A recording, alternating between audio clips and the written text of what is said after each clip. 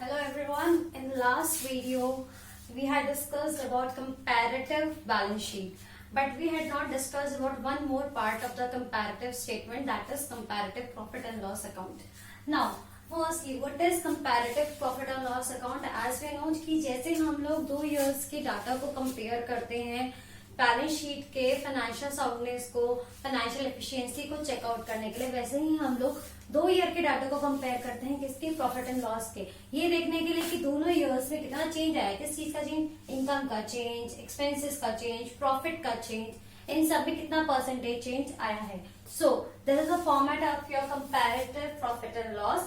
Same format रहता है, वही पैटर्न फॉलो करते हैं जो हम लोग कंपैरेटिव बैलेंस शीट में करते हैं. पार्टिकुलर्स, नोट, ईयर, ये हमारा करंट ईयर है 2019-20 एंड 2018-19 हमारा प्रीवियस ईयर है. 2019-20 का मीन्स क्या होता है, इस ईयर को लिखने का सेंस क्या होता है. 19 means the year begins on 1st April 2019 and ends on 31st March 2020, which is your current year which is going on right now.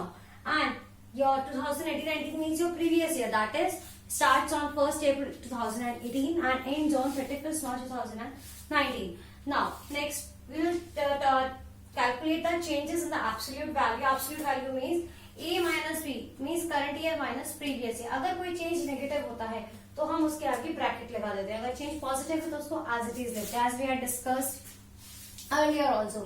Next, and after we convert the changes in percentage, जैसे हम लोगों ने balance sheet के change करे थे. C means your change upon में B means your previous year into 100. For example, let's take one example of that.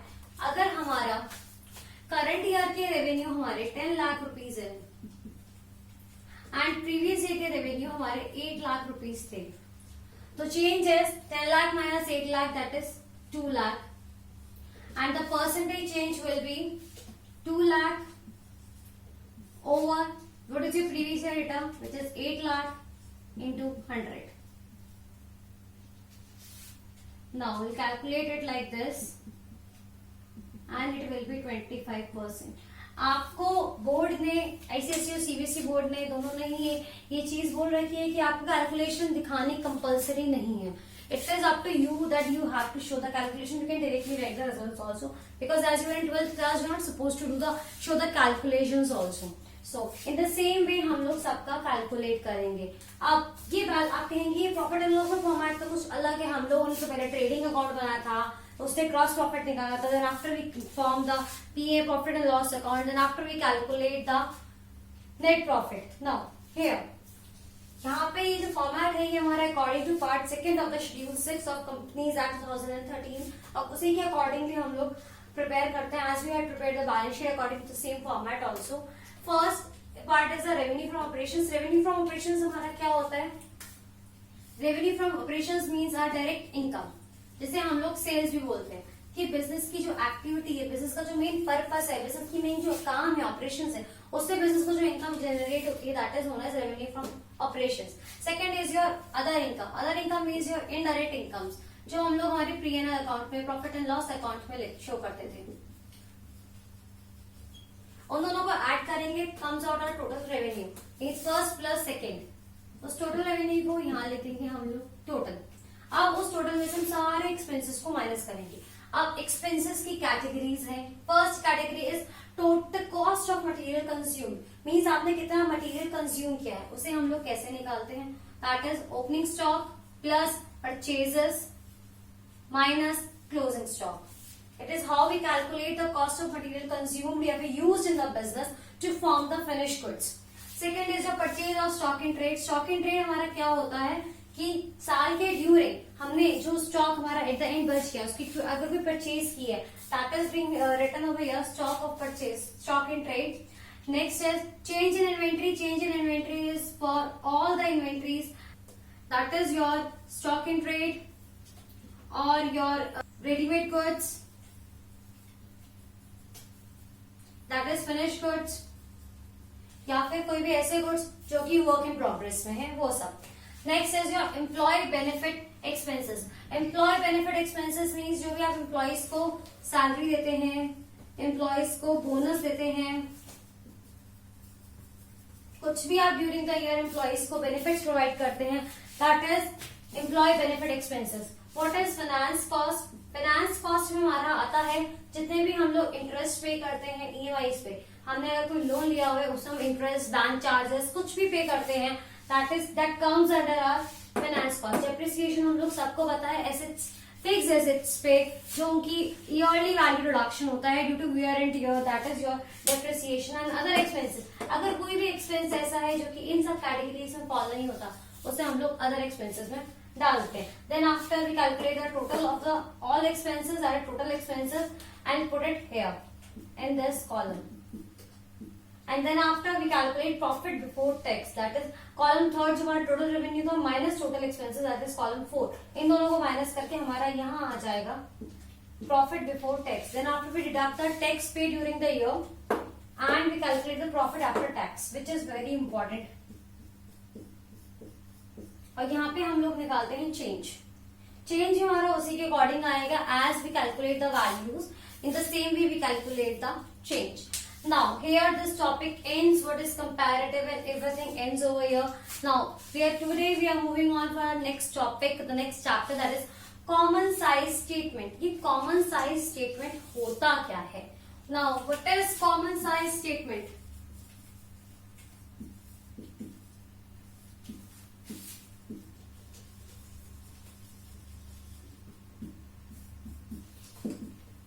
Common size statement is an example of vertical analysis. जो हम लोगों ने हमारी very first video में discuss किया था type of financial statement analysis में, ये हमारा वर्टिकल एनालिसिस का एक टाइप होता है, एक एग्जांपल होता है ना. ये हमारा जो है आपका डेटा चेंज डिस्कस करता है for the same organisation but for 2 years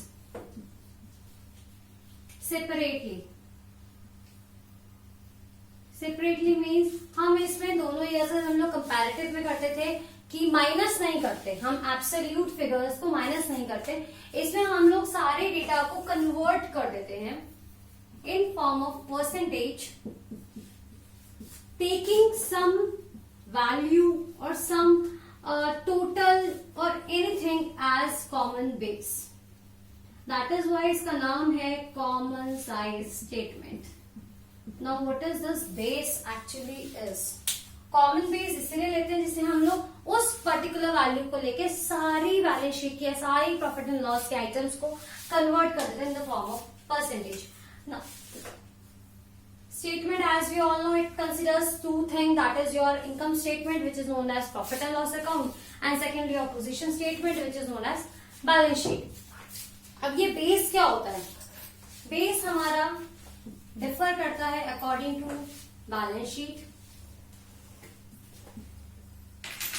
and according to profit and loss account. Format हमारे सेम रहते हैं. फॉर्मेट के बारे में हम लोग बाद में डिस्कस करेंगे. पहले हमें ये समझना जरूरी है कि ये कॉमन साइज स्टेटमेंट क्या है. बेस क्या लेते हैं हम लोग कॉमन साइज स्टेटमेंट में? कॉमन साइज स्टेटमेंट में बेस इन बैलेंस शीट लिया जाता है द बैलेंस शीट टोटल.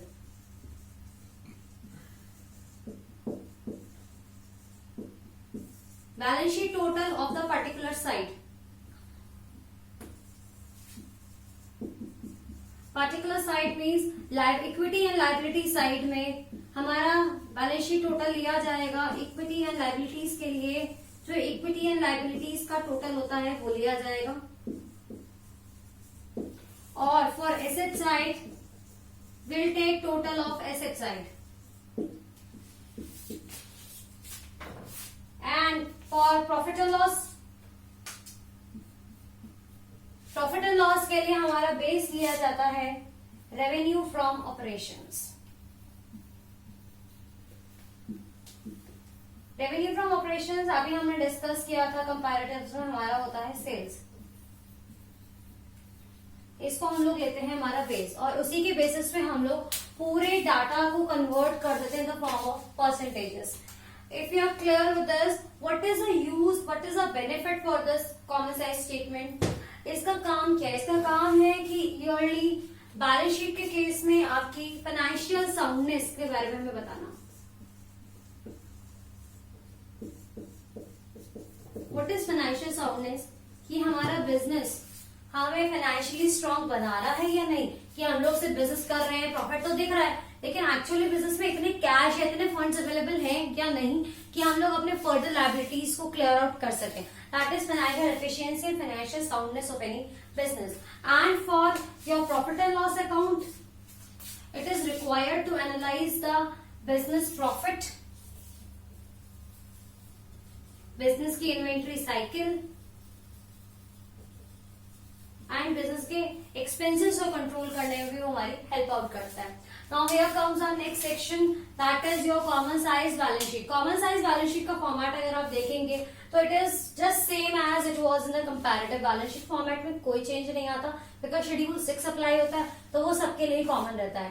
तो फॉर्मेट यहाँ से बिल्कुल सेम है, सिर्फ चेंज यहाँ पे एब्सोल्यूट अमाउंट हमने जैसे लिखे थे करंट ईयर प्रीवियस ईयर, लेकिन हमारा थर्ड कॉलम होता था वो हम लोगों का होता था यहाँ पे चेंज इन एब्सोल्यूट वैल्यू, वो हटके ये कॉमन हो गया. परसेंटेज हम लोग निकालते हैं बैलेंस शीट टोटल से आपके करंट ईयर का, और परसेंटेज निकालते हैं हम लोग बैलेंस शीट टोटल से आपके प्रीवियस ईयर का.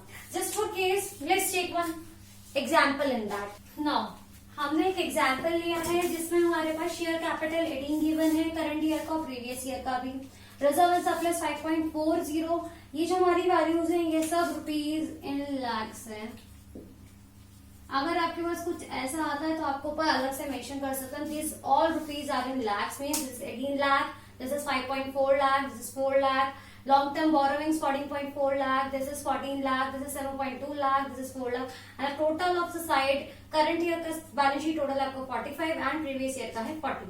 अब आप लोग कहेंगे मैम यहाँ पे लॉन्ग टर्म प्रोविजन की स्पेस तो खाली रह गई, करंट लायबिलिटीज अभी आपने कॉलम खाली छोड़ दिए हैं. ये मैंने खाली इसलिए छोड़े हैं बिकॉज हमारे पास वैल्यू अवेलेबल नहीं है. इट इज नॉट नेसेसरी कि आपके पास बैलेंस शीट में सारी जितने भी आइटम्स हैं सबकी वैल्यूज अवेलेबल हो. अगर नहीं है तो आप उन आइटम्स को इस तरीके से रिमूव भी कर सकते हैं लाइक दिस. और आप इन आइटम को दिखाने के बाद ना दिखाने की बजाय यहाँ पे current liability non current liabilities के सामने भी सीधा वैल्यू पुट कर सकते हैं. इट इज नॉट नेसेसरी कि आप उसका सब डिविजन करें. Okay, it just save you time in the examination. Now अब हम ये परसेंटेज कैसे कैलकुलेट करते हैं. परसेंटेज कैलकुलेट करने के लिए सबसे पहले हमें कॉमन बेस लेना होता है. हमने यहाँ पढ़ा था बैलेंस शीट में हमारा कॉमन बेस होता है balance sheet total of the particular side. हमारी साइड है इक्विटी एंड लायबिलिटी, तो उसका बैलेंस शीट टोटल है हमारा 45.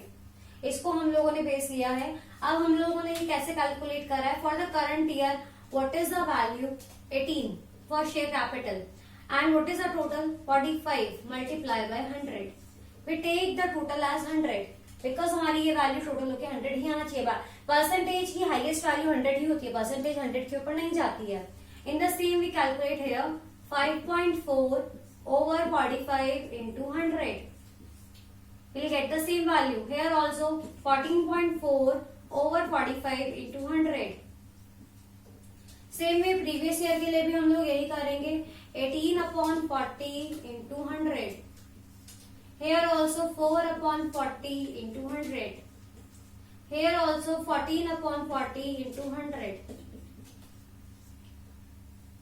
And same for the asset side. Asset side में हमारे पास नॉन करंट एसेट्स रखी हैं. करंट ईयर के लिए 30.6, प्रीवियस ईयर के लिए 28. हमारे पास नॉन करंट एसेट्स है 14.4 एंड 12 लाख. तो हम इनका कैसे कैलकुलेट करेंगे. इनका भी सेम टोटल आएगा बिकॉज बैलेंस शीट के दोनों साइड्स के टोटल हमारे सेम होते हैं. तो यहाँ पे हम लोगों ने लिया 30.6 over 45 into 100. we'll get the same value. Here also 14.4 over 45 into 100. Here 28/40 into 100. And there 12/40 into 100. And we'll get the same value. And the total will be 100. As because हमारी बैलेंस शीट का total percentage का total 100 होता है. Now, I hope profit and loss का format जो हम लोगों ने कॉमन साइज का डिस्कस करा था बिल्कुल सेम रहेगा. वहां पे सिर्फ एक चेंज आता है जो यहाँ पे हम लोगों ने करा है percentage of profit and loss account.